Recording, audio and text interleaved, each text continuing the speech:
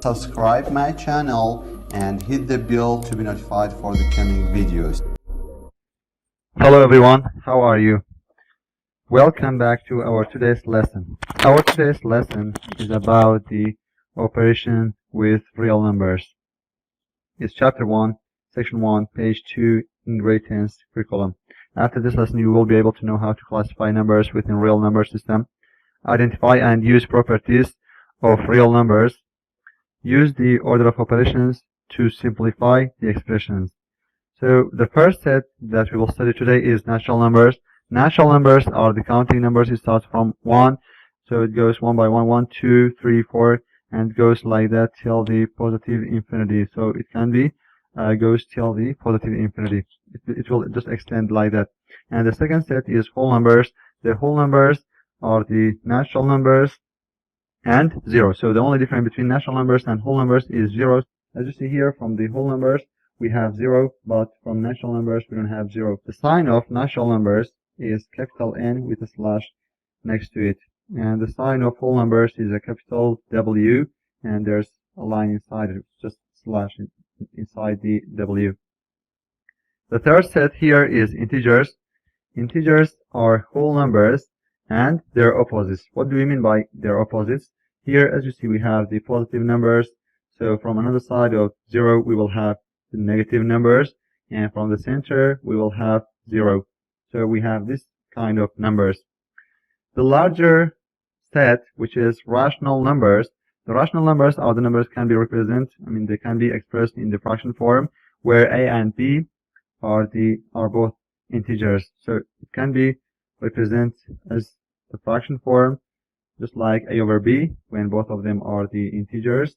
But b cannot be 0. Since b is from denominator, it cannot be 0. We have some examples here, just like 1 over 2 is one of the examples, 7 over 1 is another example, just like 9 over 10. So they are all rational numbers.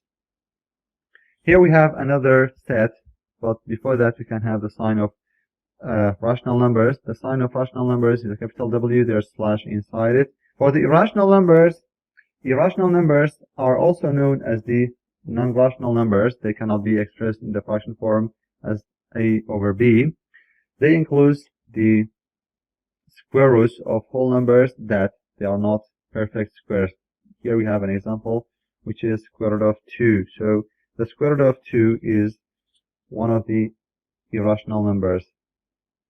What else can be the irrational number?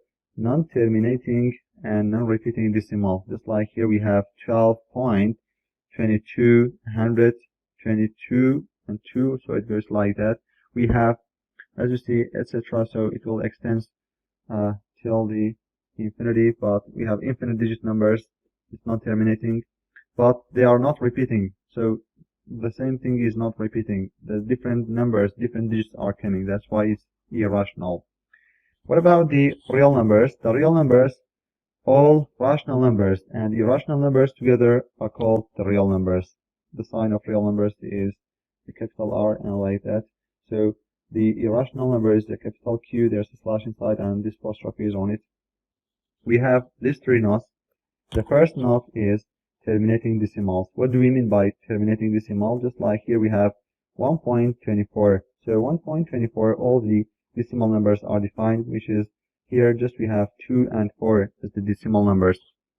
So this kind of numbers, which they are terminating decimals, they are rational and real. So what about non-terminating? Non-terminating means that we have infinitely many digits in the decimal part, and they are all repeating. So we have non-terminating and repeating decimals, just like here we have 0.9 bar. So we have infinite nines just behind the dot, behind the decimal point. So this kind of numbers again are the rational and real. But the third type, which is non-terminating and non-repeating decimal, as you see here from the decimal part, we have non-terminating decimals and they are not repeating. The different digits are coming. That's why they are non-terminating and non-repeating decimals. So this kind of numbers are irrational numbers, but that one is rational, that one is also rational. So the first two notes are rational, the third one is not rational. So let me conclude it up. The real numbers are contains of rational numbers irrational numbers. So irrational numbers are the numbers cannot be represented as the fraction form, and they are non-perfect squares, just like square root of 17, square root of 2, minus square root of 11. By the way, here we have pi and Euler, so they are also non-terminating with non-repeating decimal. From the irrational numbers, we have a few sets. The natural number here is the least one, which is counting number, starts from 1 till the infinity.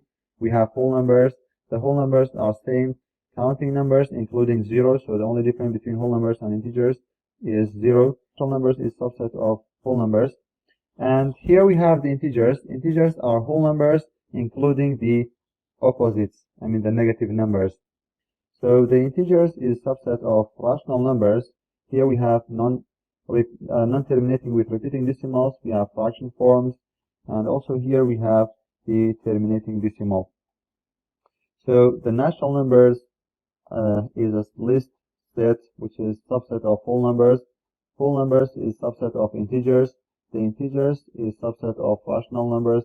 Both rational numbers, irrational numbers are subsets of real numbers. So the real numbers is the largest one, and the natural numbers is the least one. Here we have number line. On the number line, all the real numbers can be represented. For example, the natural numbers, which starts from 1, and it can be stretched till the positive infinity. They can be represented on the number line, and the whole numbers also, which starts from 0, it's just extended till the positive infinity. They can be represented on the number line. And also we have the integers. The integer numbers can be represented on the number line, and it will stretch from the negative infinity till the positive infinity.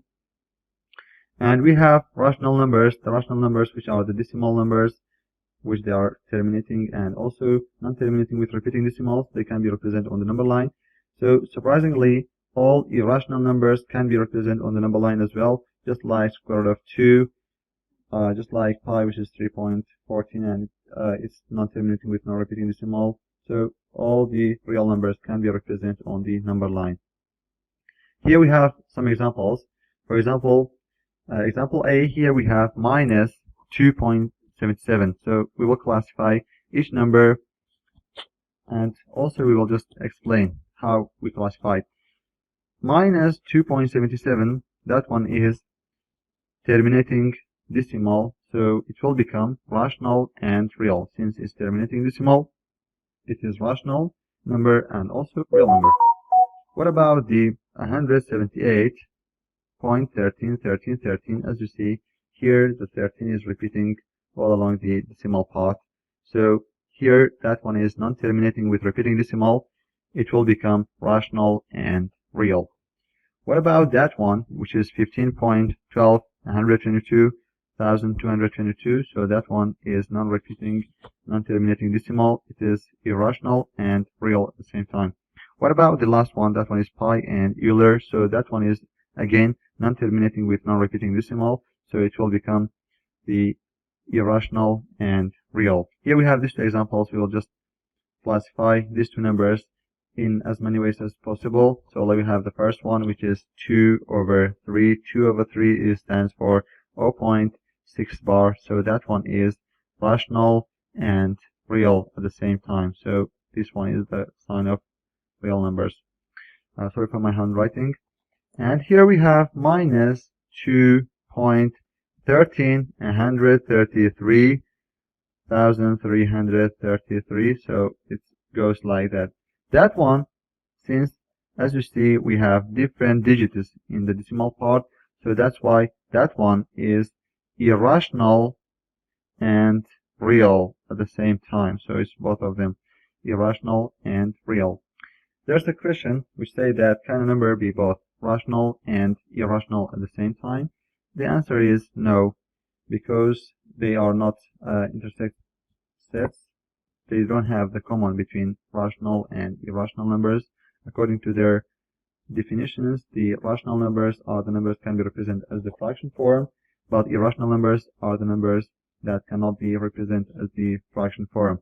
So a number cannot be rational and irrational at the same time. It can be just only one of them. Here we have the procedure how to represent the irrational numbers on the number line. We say that the number line is a line contents of all real numbers, but we have lots of methods how to represent the numbers on the number line. In the book, that method is mentioned, which starts from 0, 1 and goes like that. So on the XY axis, that one, we will have another one, number 1 here. We will just pick that point to have the square root of 2. According to the Pythagorean theorem, we will have that one. The Pythagorean theorem said if we have the right angle triangle like this one, so c square is equal to a square plus b square, right? And to find out the value of c, we will have c is equal to square root of a plus b. That one is b. So according to the Pythagorean theorem, let me erase that part.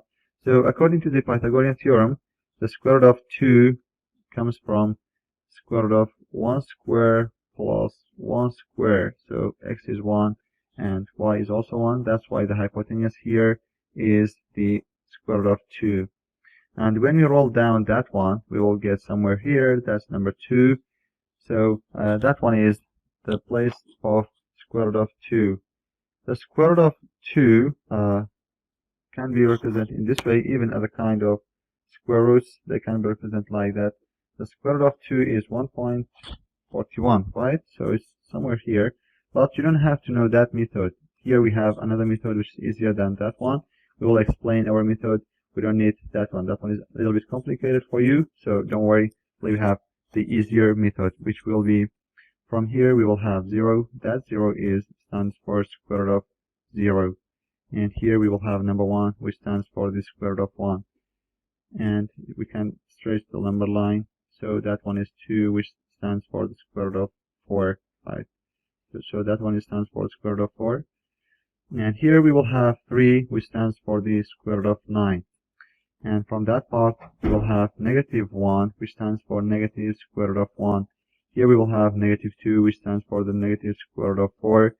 When we need to show one of the numbers on the number line, for example, square root of 2, square root of 2 is between 1 and 4 and it's closer to 1, so it will be located in here. So that one is square root of 2, so it can be represented in that way. Even the square root of 5, let's say, or square root of 10. Square root of 10 is just next to the square root of 9, so that one can be square root of 10's place. Is that clear? So this method is easier to be used than that one.